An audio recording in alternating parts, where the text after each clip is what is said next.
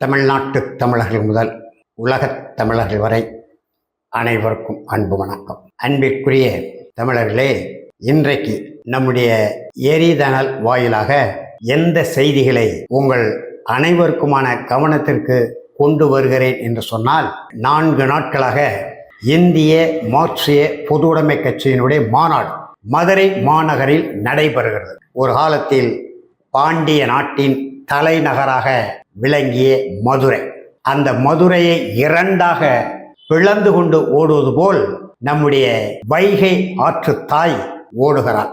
2000 ஆண்டுகளுக்கு முன்பே சிலப்பதிகாரத்தை வடித்த கோவலன், கண்ணகி, மாதவி மூவருடைய வாழ்வியலில் ஏற்பட்ட துன்பியல் சூழல்களை வடித்த மிகப்பெரிய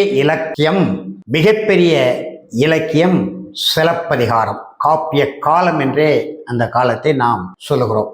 அந்த சிலப்பதிகாரத்திலே கோவலனும் கண்ணகியும் வைகை ஆற்றின் வடக்கு கரையில் வந்து நின்று மதுரையை நோக்கி பார்க்கிற பொழுது அந்த வைகை ஆற்றையும் பார்க்கிறார்கள்.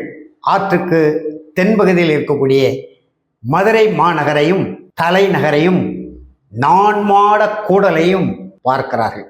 அப்பொழுது இளங்கோடிகள் எழுதுகிறார், புனலார் அன்றிது பூம்புணல் ஆரியன அனநடை மாதனும் ஐயனும் தொழுது என்று எழுதுகிறார். தண்ணீர் ஓடக்கூடிய ஆறு மட்டுமல்ல வைகை, பூக்களும் தண்ணீரும் இணைந்து உருண்டு பிறண்டு ஓடக்கூடிய ஆறு வைகை என்று எழுதுகிறார். அந்த வைகை ஆற்று பாசன பகுதிகள் வறண்ட நிலையில் இருந்தபோது 1777-80 காலகட்டங்களில் தொடர்ந்து 1800 வரை வெள்ளையர்கள் காலகட்டத்திலே 3 முறை ஒன்றுபட்ட மதுரை மாவட்டம், ஒன்றுபட்ட ராமநாதபுரம் மாவட்டம் மக்கள் குடிக்க கூட தண்ணீர் இல்லாமல் தத்தளித்த போதுதான் நம்முடைய சேதுபதி அரசர்களுடைய அமைச்சரவையில் இருந்த அமைச்சர் முத்து இளப்ப பிள்ளை என்பவர் முல்லையாறு பெரியாறு 2ஐ இணைத்து ஒரு அணை கட்டி வைகையோடு சேர்த்து விட்டால் எப்பொழுதுமே தண்ணீருக்கு தட்டுப்பாடு வராது, பஞ்சம் நேராது என்று சொல்லி அந்த மேற்கு தொடர்ச்சி மலை பகுதிகளை போய் பார்வையிட்டு, பாண்டிய நாட்டின் மலை பகுதியில் பார்வையிட்டு ஒரு கருத்தை சொல்லுகிறார். ஆனால் அதை நிறைவேற்றுவதற்கு பணம் இல்லை, பொருளாதாரம் இல்லை. மன்னர் மிகுந்த கவலையோடு அதை செய்து முடிக்க முடியாத நிலைக்கு தள்ளப்படுகிறார். பின்னால் வந்த வெள்ளைக்கார அரசு அதை எண்ணி பார்த்து கர்னல் பென்னி குயிக் என்கின்ற பொறியாளரை நியமித்து அந்த அணையை கட்டி முடித்து 999 ஆண்டுகள் செல்லத்தக்க உடன்படிக்கையை திருவிதாங்கூர் சமஸ்தான அரசுக்கும் சென்னை மாகாண அரசுக்கும் ஏற்படுத்தி ஒரு மிகப்பெரிய ஆறுகள் இணைப்பு திட்டத்தை உலகத்திலே முதல் திட்டமாக முல்லையாறு, பெரியாறு, வைகையாறு 3 ஆறுகளையும் இணைத்து உருவாக்கப்பட்ட திட்டம். 1975 வரை எந்த சிக்கலும் இல்லாமல் போய்கொண்டிருக்கிறது.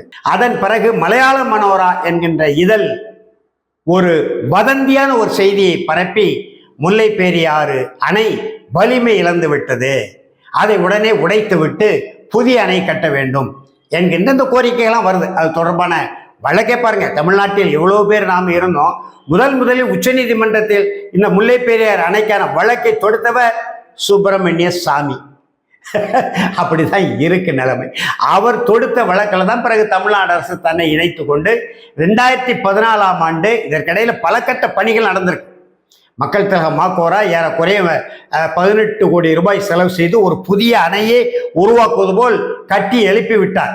அந்த அணை ஆய்வு குழுக்களுடைய பரிந்துரைகள்லாம் ஏற்று 80 காலகட்டத்திலே முடித்து விட்டார். சிற்றணையை மட்டும் வலிமைப்படுத்த முடியாமல் கேரள அரசு தொடர்ந்து முட்டுக்கட்டை போட்டதுனாலே, இடையூறு ஏற்படுத்ததுனால அதை வலிமைப்படுத்தவில்லை. இன்னை வரைக்கும் வலிமைப்படுத்தலை. 2014 உச்ச நீதிமன்றம் தெளிவான தீர்ப்பை சொல்லிவிட்டது. 142 அடி தண்ணீரை உயர்த்தி கொள்ளலாம், அந்த சிற்றணை வலிமைப்படுத்தி விட்டு 152 அடிக்கு தண்ணீரை உயர்த்தி கொள்ளலாம் என்று சொல்லிவிட்டது. ஆனாலும் தொடர்ந்து அணைகள் பாதுகாப்பு சட்டம், அந்த சட்டம், இந்த சட்டம், போன சட்டம், அந்த சட்டம் என்று இந்த கேரள மலையாள இன வெறியர்கள் தொடர்ந்து உச்ச நீதிமன்றத்திலே வழக்கு தொடுத்து நமக்கான அந்த இடையூறுகளை செய்து கொண்டிருக்கிறார்கள். இப்பொழுது அண்மையில் கூட அது தொடர்பான ஒரு ஆய்வுக்குழு சென்று அணை வலிமையாக இருக்கிறதா என்று ஆய்வு செய்திருக்கிறார்கள். இந்த நிலையில இந்த இந்திய மார்க்சிய பொதுவுடைமை கட்சி மாநாடு மதுரையில் நடைபெறுகிறது. அதில் பங்கேற்பதற்காக கேரள முதலமைச்சர் இங்கே வருகை தந்திருக்கிறார். வருகை தந்து மதுரையிலே தங்கியிருக்கிறார். திருநெல்வேலி வழியாக தான் போயிருக்கிறார். ஆனால் இந்த நேரத்திலே ஏன் நம்முடைய மாண்புமிகு முதலமைச்சர் மு.க.ஸ்டாலின் அவர்கள் கேரள முதலமைச்சரை சந்தித்து, ஏற்கனவே இந்த தொகுதி சீரமைப்பு பணிகளுக்கு எதிர்ப்பு தெரிவிப்பதற்காக கடந்த வாரம் நடந்த கூட்டத்திலே அவரும் பங்கெடுத்தார். அப்பொழுது கூட தனியாக ஒரு 10 நிமிடம் ஒதுக்கி பேசியிருக்கக்கூடும். முல்லை பெரியார் அணையை பற்றி பேசியிருக்கலாம், திருநெல்வேலி தென்காசி மாவட்டத்துக்கான செண்பகவழி அணை திட்டத்தை பேசியிருக்கலாம், குமரி மாவட்டத்திற்கான நெய்யாற்றங்கரை இடதுகரை கால்வாய் திட்டத்தை பற்றி பேசியிருக்கலாம். ஆனால் பேசினதா தெரியல. இப்பொழுது அந்த மலையாள பட தயாரிப்பாளர்கள் பிருத்திவிராஜன் என்பவர் நம்முடைய ஈழத்தமிழன், பச்சை தமிழன், துரோகத்தமிழன் சுபாசுகரன் அள்ளி ராஜாவினுடைய நிதியை பெற்று மோகன்லால் நடித்த எம்ரான் திரைப்படம் இன்னைக்கு கடுமையான அதிர்வலைகளை ஏற்படுத்தி கொண்டிருக்கிறது. எம்ரான் திரைப்படத்திலே திட்டமிட்டு தமிழர்களுக்கு எதிரான தமிழர் விரோத கருத்துக்களை இரு பொருள்படி பேசி நம் மீதான தாக்குதலை தொடுத்திருப்பதோடு முல்லை பெரியார் அணை உடைவு போன்ற காட்சிகளை எடுத்திருக்கிறதாக ஊடகங்கள் சொல்லுகின்றன, எழுதுகின்றன, உழவர் அமைப்புகள் போராடுகின்றன. அந்த படத்தை நியாயமாக தமிழ்நாட்டில் திரையிடப்பட விடாமல் தடுத்திருக்க வேண்டும் இந்த திராவிட மாடல் அரசு. ஆனால் கண்டுகொள்ளவே இல்லை. ஏன்னா இந்த திரைப்பட உலகத்துல அவ்வளவு மூழ்கி கிடக்கிறது இந்த திராவிட மாடல் அரசு என்றுதான் என்ன வேண்டும். சரி, இவ்வளவு சிக்கல்களை உழவர் பெருங்குடி மக்கள் கொடுக்கிறார்கள், போராடுகிறார்கள். சமூக வலைதளங்களிலே கருத்துகள் வருகிறது, ஊடகங்களில் செய்தி பதிவாகிறது, நாளிதழ்கள் எழுதுகின்றன. ஏன் முதலமைச்சர் இதை கண்டுகொள்ளவில்லை? ஏன் நீர்வளத்துறை அமைச்சர் துரை முருகன் கண்டுகொள்ளவில்லை? நிறைய பேர் அறிக்கை கொடுத்திருக்கிறாங்க. ஆனாலும் இது தொடர்பாக தமிழ்நாடு வந்திருக்கக்கூடிய, அதிலேயும் வைகை கரையில் அமர்ந்திருக்கக்கூடிய, இன்றைக்கு மாநாடு நடத்தக்கூடிய இந்திய மார்க்சிய பொதுவுடைமை கட்சியினுடைய அந்த மாநாட்டிலே மதுரை நாடாளுமன்ற தொகுதி உறுப்பினரே இந்திய கம்யூனிஸ்ட் கட்சி தான், மார்க்சிஸ்ட் தான். அவரே கூட அந்த மாநாட்டில் பெரும் பங்கு வகிக்கிறார். அந்த மாநாட்டினுடைய அரங்கத்தில் அந்த பதாகையெல்லாம் பார்த்தா ஒரு எழுத்து கூட தமிழ்ல இல்லை, பூரா ஆங்கிலத்தில் தான் இருக்கு.